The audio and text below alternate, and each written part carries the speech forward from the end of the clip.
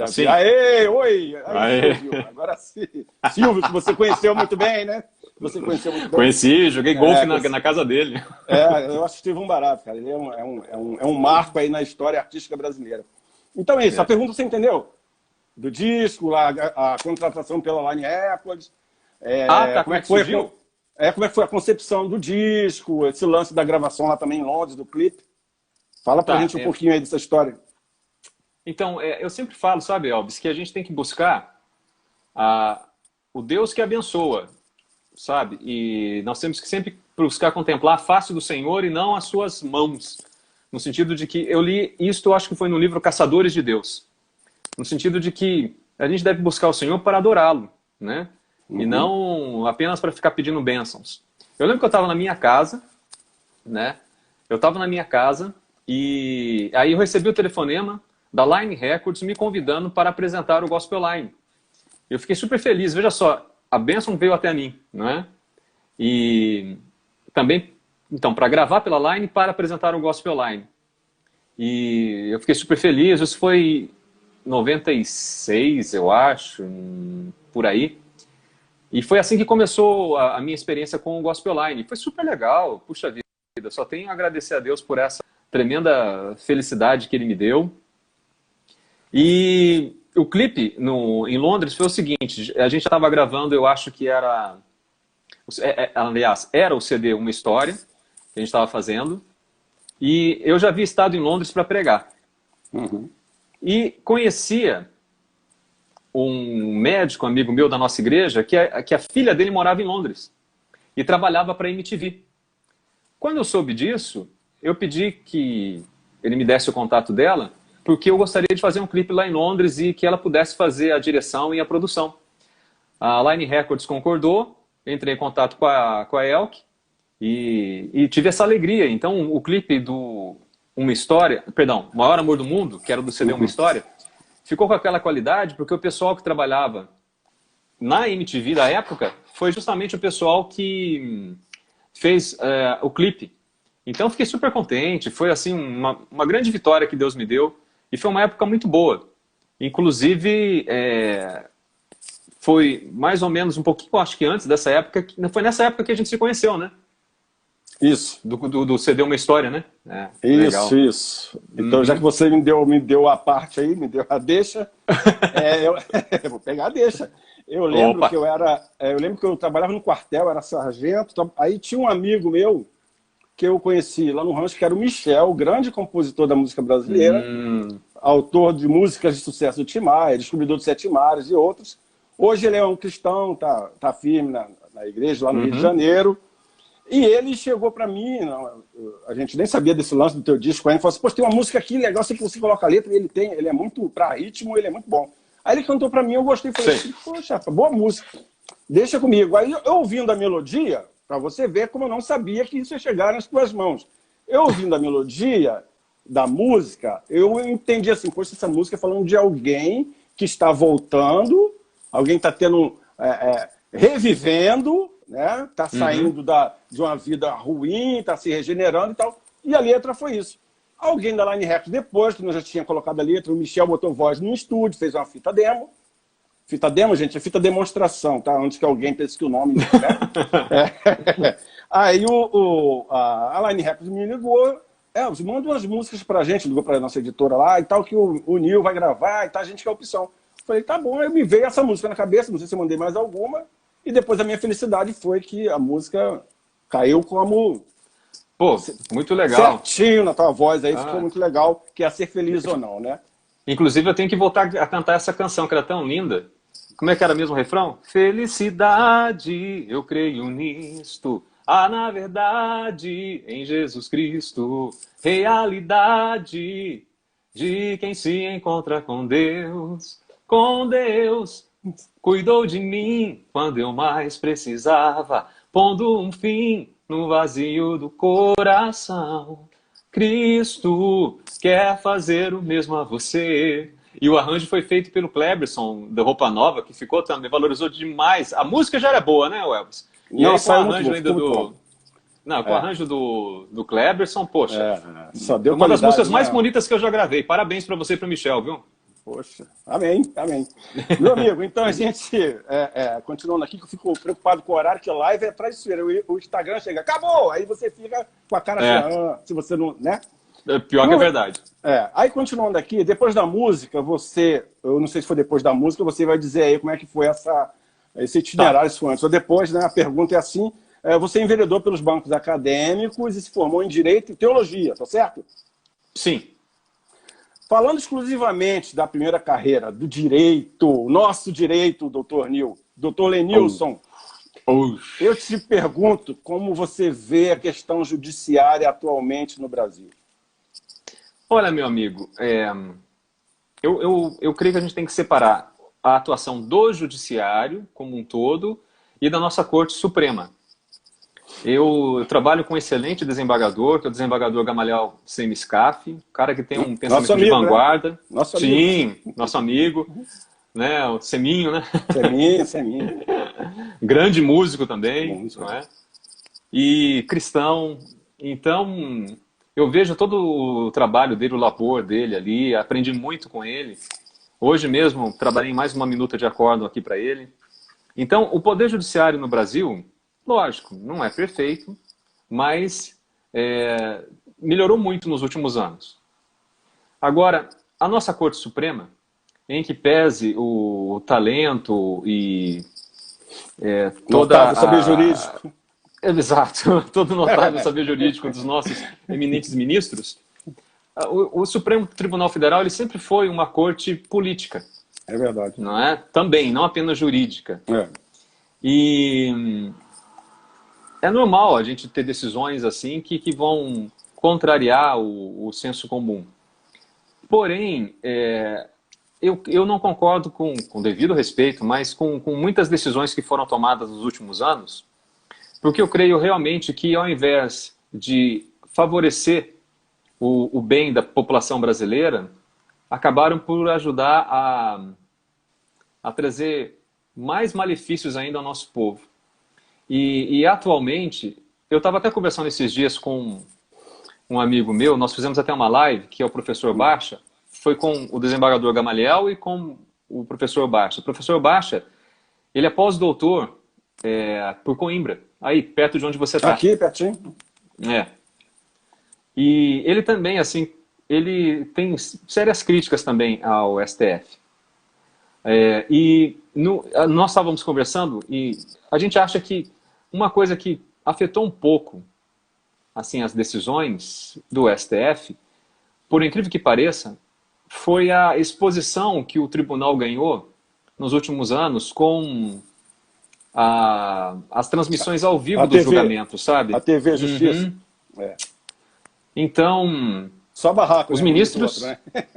Olha, os ministros, eles são realmente assim fantásticos. Eles têm um conhecimento jurídico tremendo. Não, concordo com você, concordo. Então, você sabe muito bem, a nossa ciência, como se diz, né, nos primeiros anos da faculdade, é a ciência do dever ser e não do ser, né? Então, o direito ele é maleável, é uma ciência onde a interpretação tem um peso muito grande. É dinâmico, isso quer né? dizer... e eu gosto daquela teoria do Miguel Reale, você deve se lembrar, teoria tripartite do direito, que o direito ele é fato, valor e norma. Ocorre um fato na sociedade, esse fato recebe um determinado valor pela própria sociedade, e aí o direito tem que normatizar aquele fato. Então isso não significa... Exato, mas normalmente ele vai ter que normatizar para que não pode ficar solto aí, né, aquilo acontecendo sem que haja uma norma disciplinando aquela situação.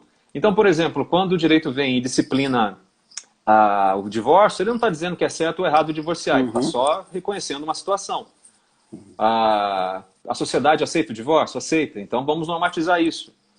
E as últimas decisões do Supremo, em relação a uma afetividade, por exemplo, e a questão mesmo há um lobby muito grande para a liberação do aborto aqui no Brasil.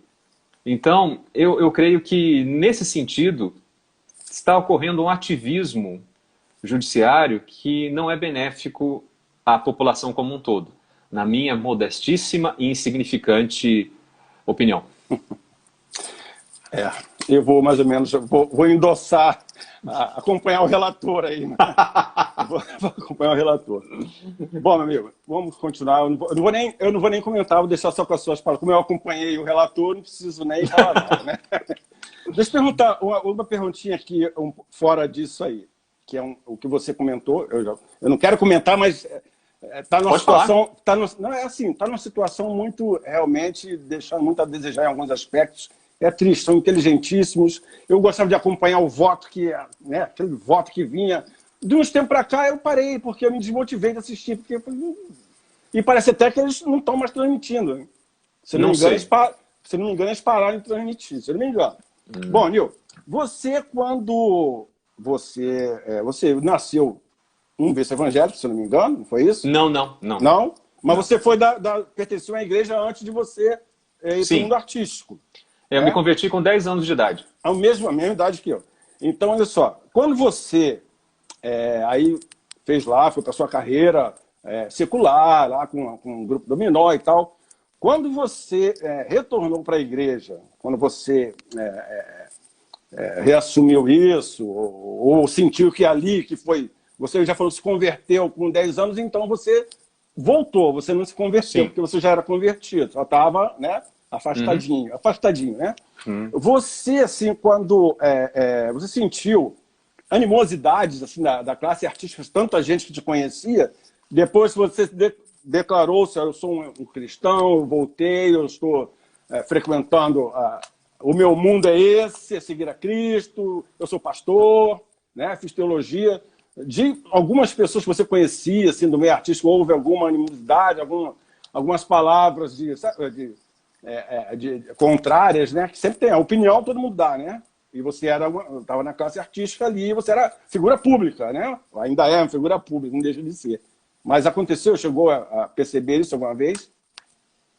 Olha, mais de forma velada até hoje, sabe? Até hoje existe, assim, um preconceito, como a gente estava conversando no início da nossa conversa. Isso. E uma discriminação com respeito à minha vida até hoje, sabe? Mesmo já são quase 30 anos que eu sirvo ao Senhor aí e, infelizmente, ainda existe. Na época... Não cauterizou, assim, né?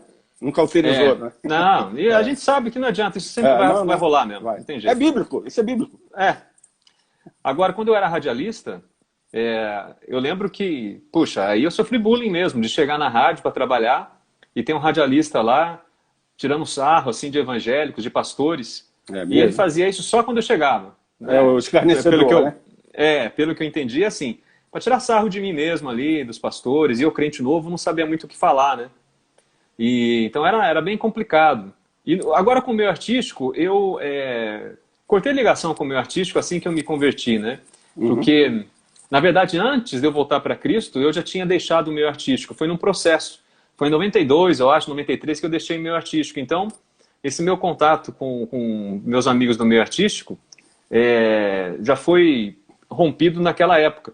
Depois, evidentemente, eu voltei a ter contato com vários amigos do meio artístico, mas alguns anos depois.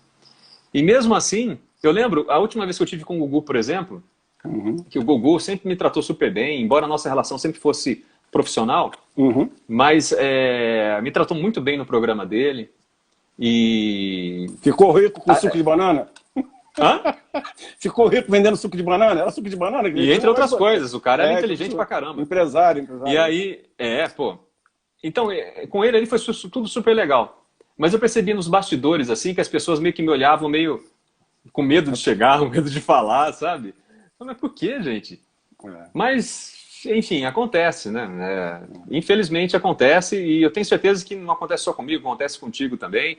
E não é só no meio artístico, não. No meio jurídico também, em todo lugar. Quando sabe que você é crente em Jesus Cristo, o pessoal fica meio... Poxa, crente, não sabe se relacionar com ele. Aí tem aqueles que fingem ser crente também para se aproximar de você, mas não engana, porque o Espírito Santo confirma no coração quem é dele e quem não é. Sim, sim. E aqueles outros que, cara, ele não sabe como falar com você, fica assim meio... Mas enfim, a gente tem que amar todos, né, Elvis? E vamos tocar na vida. Emendando isso, que eu sei que já tem gente perguntando, e os ex-companheiros do Dominó? O Marcos, o Marcelo e o Afonso. Teve então, um que faleceu, a última né? vez... Não teve um que faleceu? Não? Não, eles estão vivos. Então foi de polegar. Teve um nosso desse, alguém aí de um grupo desse. Mas fala, como é que foi? Não, eles, então? quem faleceu... Não, teve um rapaz que é o seguinte. Eu fiz parte do Grupo Dominó. Eu sou o Grupo Dominó raiz, entendeu? Sim. Não é Nutella? Não, aqui a gente é raiz mesmo. Então sou eu, o Marcelo, o Marcos e o Afonso. Aquela formação ali jurássica mesmo, os primeiros ali, né? Só que depois o Dominó teve várias formações. E teve, realmente, infelizmente, teve um rapaz do grupo que eu não conheci. Então é isso. E ele faleceu realmente alguns anos atrás, mas eu não o conheci. Até meus sentimentos para a família, né? Já faz alguns anos. A última vez que eu tive com todos eles foi numa matéria... nem lembro para que revista foi. Há muitos anos atrás. Depois disso, não foi presencial, né? Não foi presencial. Foi presencial. Sim, a gente foi, fizemos a matéria, tiramos foto, tudo.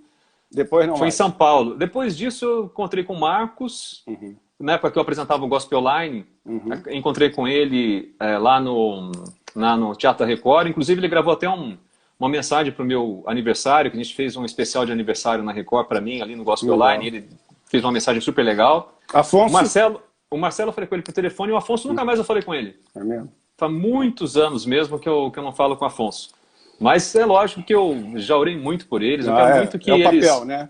Não, que eles tenham um encontro com o Senhor também e que eles possam ter essa paz que hoje nós temos no coração. Isso, é verdade. Né? Essa felicidade, como você escreveu em Ser Feliz ou Não, que eles tenham também, né? E eu tenho um carinho muito grande por eles. Aí seria o ser feliz ou sim, né? Não tem, não existe. Deixa eu perguntar uma coisa que também afetou o mundo, tem afetado aí, que é a questão do coronavírus, né? Sim. Você, enquanto pastor, eu estou perguntando você enquanto pastor, como é que você analisa essa eclosão mundial do vírus da Covid-19 sob o ponto de vista bíblico? Então, meu amigo, eu até escrevi sobre isso. Para mim, é mais um sinal da volta de Cristo, certo? Dentre todos os sinais que nós temos aí. E é um momento também de reflexão. Eu creio que é um momento que Deus está dando para a humanidade para que ela se aproxime mais dele.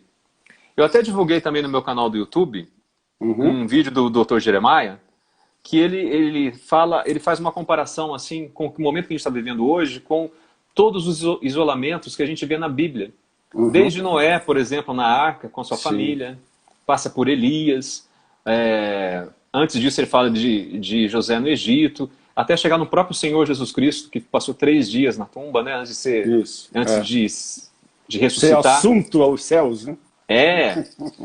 Então, eu creio que nesse momento, Elvis, Deus está dando para a humanidade mais uma chance dela se voltar para Ele, sabe? Creio que também está dando também mais oportunidades para a igreja divulgar o Evangelho, porque eu creio que a gente está vivendo hoje, em termos de tecnologia, um momento que, se não fosse a pandemia, a gente viveria... fatalmente a gente acabaria vivendo, mas demoraria um tempo, talvez aí mais 1 ano ou 2. Você acha eu creio que sensação de acomodação? Não. O que eu estou dizendo é o seguinte. Se não viesse agora. A pandemia, ela precipitou, ela fez com que a gente tomasse medidas agora que talvez a gente tomasse só daqui a alguns anos. Por exemplo, os cultos online, né? Isso que a gente está fazendo hoje. Antecipou. Essa live que a gente está fazendo hoje, por exemplo, que é super legal. Olha quanta gente está sendo alcançada aqui e depois ainda vai poder assistir o que a gente está conversando. Então, nesse sentido, está sendo assim, a gente antecipou, a pandemia, fez com que a gente antecipasse a utilização de algumas tecnologias para a divulgação do Evangelho. Isso também é super legal. E o mais importante é que as pessoas ponham a cabeça no lugar agora e realmente se convertam de verdade, sabe? Parem de fingir que são crentes. Parem de dizer que tem Jesus no coração e tem um comportamento totalmente apartado do Evangelho, sabe? Agora é a hora realmente da conversão, porque a pandemia demonstra claramente que Deus não brinca e que tudo que Ele disse na sua palavra é verdadeiro, porque tudo que Ele profetizou está acontecendo. E se tudo que Ele profetizou está acontecendo, significa que aqueles que não se converterem vão para o inferno também. Então agora é a hora da conversão. Então tudo que você falou já emendou na minha pergunta seguinte, que era, você acha que, para falar bonito, nosso linguajar, que o pessoal entenda, que interna corporis, ou seja, no seio da igreja, essa pandemia, ela levou cristãos desarraigados do evangelho, né, a repensarem suas vidas, já que o vírus é democrático, né? Ele não tem rico, pobre, cristão, não cristão, agnóstico, e isso está justamente na sua resposta, né? Que realmente eu espero, né, que muita gente, até quem estava direitinho, né, não deixa de ser Sim, também um sim. estímulo, né, de vigilância, né, de continuar, Uhum, né, vigilando e tal. Bom, vamos para outra amenidade aqui. Você, quando estava, vamos lá falar de tempo pretérito, você, quando estava lá no grupo Dominó, você devia ter alguns cantores de referência e tal, né, na época. Aí você voltou para a igreja, tá, passou a gravar música evangélica, música gospel, que gospel significa evangelho. Muita gente no Brasil marginaliza esse nome, mas gospel significa evangelho. Não significa busca enfreada para ganhar dinheiro com música gospel. Se uns fazem isso, eles deturparam o termo, mas o nome, música evangelho nos Estados Unidos, é gospel, né? sim. E no meio gospel, depois que você veio, ou já antes, você tinha alguém que você musicalmente, cantor, ou grupo que você admirava, ou já conhecia? Você quer saber, então, na época que eu era adolescente e depois cristão? Isso, não, isso. Englobando as duas, se for o caso, né? Tá. Assim, depois que você voltou, aí você começou a gravar gospel e tal, aí você já tinha uma referência de cantores evangélicos, cantores de linha gospel, você não conhecia ninguém? Então, na época que eu era adolescente, eu ouvia muito rock, que eu comecei a estudar guitarra. Uhum. Até com um amigo meu eu tive vários professores, mas assim, um dos melhores que eu tive foi o Sherlock. Até fiz um vídeo com ele esses dias, aí, uma live com ele. Eu vi um trecho. Então, aí o Afonso também começou a estudar guitarra, então a gente acabava que no grupo a gente ouvia muito rock and roll. E aí, eu gostava muito do David Coverdale na época, que eu nunca vou cantar como ele, mas eu gostava pra caramba. E eu gostava muito do Bon Jovi também. Eram os cantores que eu mais curtia na época. Era adolescente, né? Uhum. George Michael cantava bem pra caramba também. Por incrível que pareça, na época eu não me ligava muito no Queen, mas hoje eu vejo como o Freddie Mercury era um tremendo de um cantor. Cantava muito. Enfim, gostava de ouvir o Djavan, mas assim, o Djavan mais pelo talento dele como artista do que assim como técnica vocal, embora ele cante bem. Depois que eu me converti, caramba, rapaz, eu entrei no meio evangélico e eu fiquei assustado, Elvis, com a qualidade do Muita pessoal. Gente boa, né? Muita gente boa. Para com isso, meu irmão. Misericórdia. Vou parar não. Muita gente boa. Muita gente boa. Rapaz, mas é gente boa demais. É gente assim que se estivesse no meio tem gente secular... aí que não concorda, não. Diz que só tem fraco, mas... Capaz. Tem gente no meio evangélico, cara, assim, nessas igrejinhas, às vezes, assim, que verdade. Nunca vão ser conhecidos do grande público, mas que dão de 10-0, assim, na maioria esmagadora dos cantores que fazem sucesso hoje. O pessoal talento que canta puro, né? demais. Talento puro. E se tem um lugar que você encontra, por exemplo... Homem e mulher que tem um vozeirão assim, Assembleia de Deus. É engraçado, cada denominação tem uma característica, né? Isso. Na Assembleia de Deus, o pessoal tem um vozeirão, rapaz. Às vezes você vê aquela menininha magrinha, de sainha, cantando, quando ela abre a boca, fala, misericórdia, como canta. Então, músicos bons, então, também muito nas igrejas. Eu, por exemplo, tive o prazer de tocar na orquestra da Assembleia de Deus, na época que eu fui membro lá também. Ah, que legal. Onde? Qual igreja? Onde? Foi em Jacareí. Era em São Assembleia Paulo, de Deus né? Madureira. Abraço para os irmãos de lá. Eu não sabia. Atenção, senhores livistas. Eis que trago novas de grande alegria. O nosso Nil já foi da Assembleia de Deus. Agora já vou poder botar essa live no grupo da Assembleia de Deus. Vamos aceitar. Colocar lá. Pode falar que eu sou irmão. Isso. Pode falar que eu sou irmão mesmo, não sou primo, não. Isso, sou irmão. Isso aí, então. Né? Eu sou um som de Paulo, de Apolo, né? Nada disso, né? Mas pegando esse gancho aí, olha só, aqui é a pergunta. Peraí, não respondi ainda. Desculpa. Tem mais? Então vai. Desculpa, é que eu não falei quem tem como referência hoje. Tá. Então, assim, em termos de técnica, o Bocelli... Você Bocelli... tá de boca aberta, né? Não falou ninguém no Evangelho, você tá de boca aberta. Então, agora, no Evangelho, então, o Bocelli, para mim, é um grande cantor, referência, né? E no Evangelho, puxa vida, a gente tem cantores fantásticos, sabe?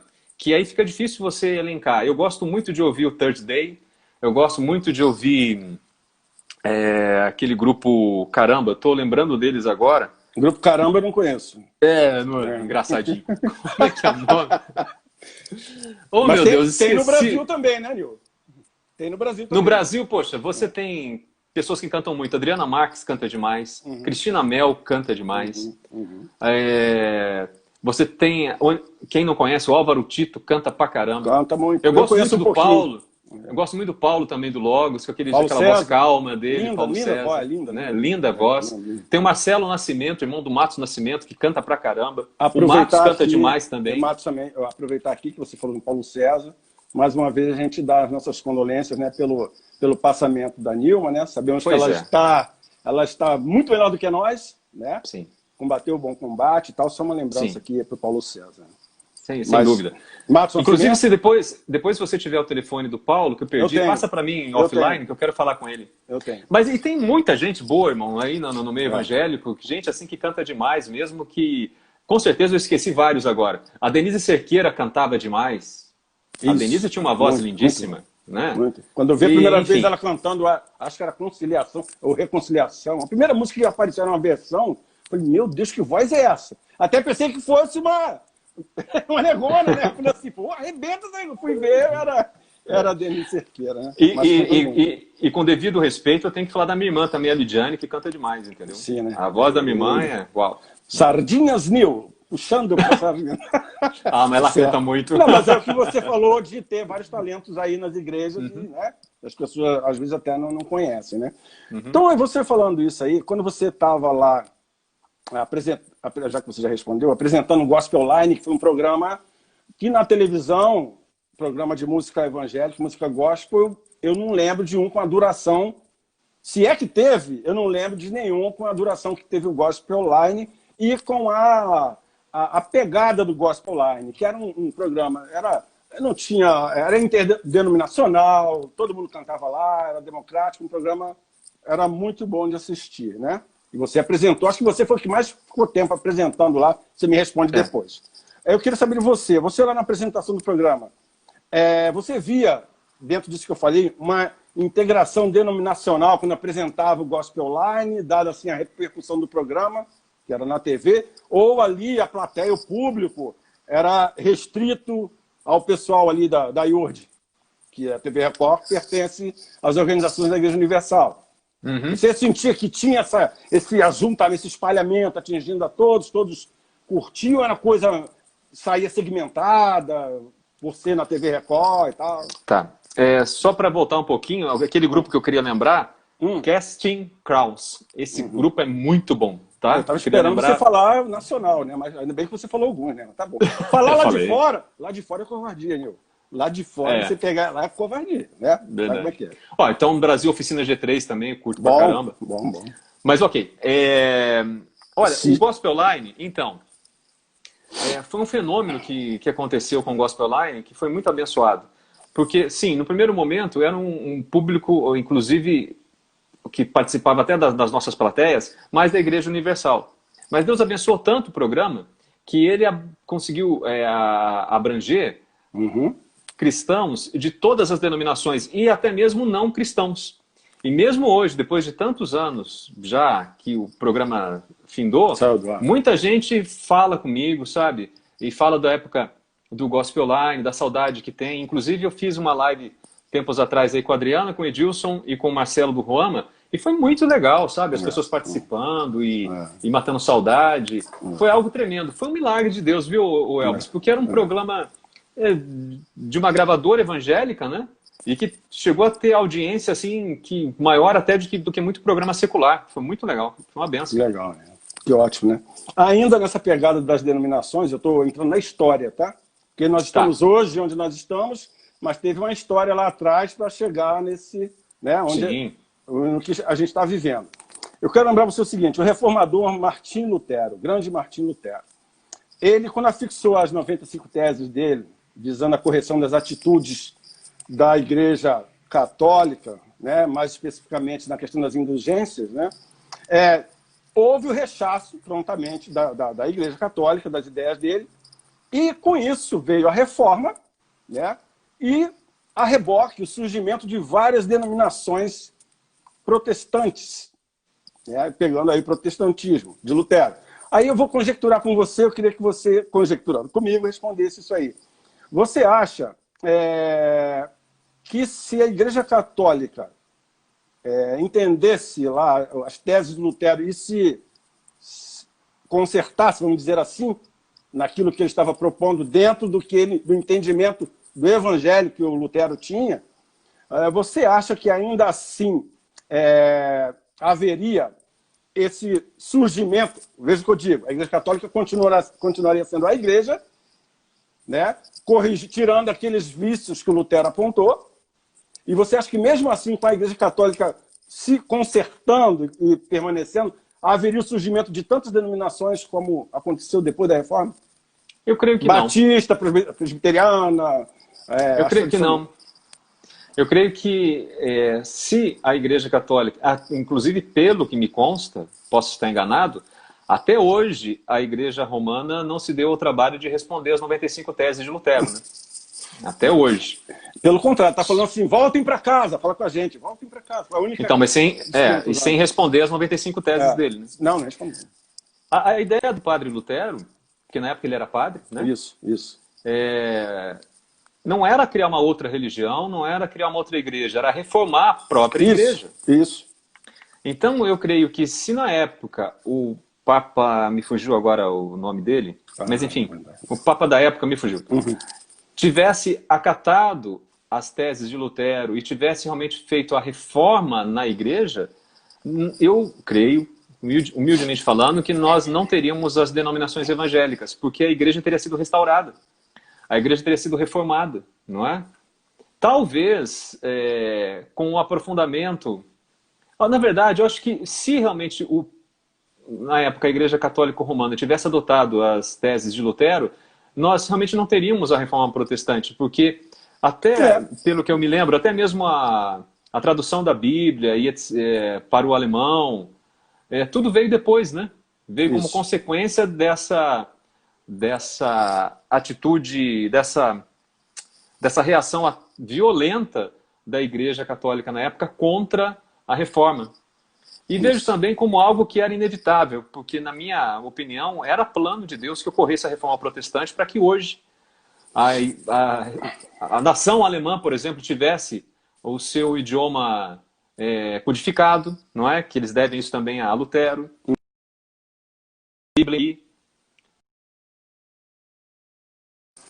Então, eu creio que tudo fez parte do plano de Deus e... Temos um minutinho, tá, Daniel? Tá bom, então eu acho que eu respondi. Respondeu.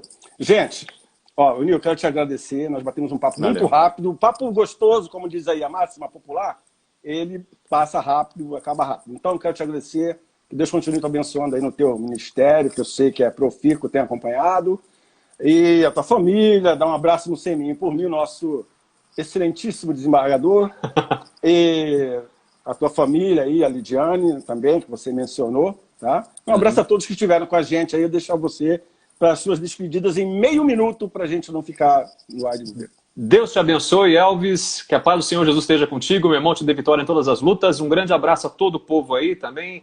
Que a paz do Senhor esteja com vocês. Valeu, abraço. Abraço, pessoal. Valeu, Nil. Até a próxima. Gente, vou desligar aqui. Um grande abraço. Deus abençoe a todos. Tchau.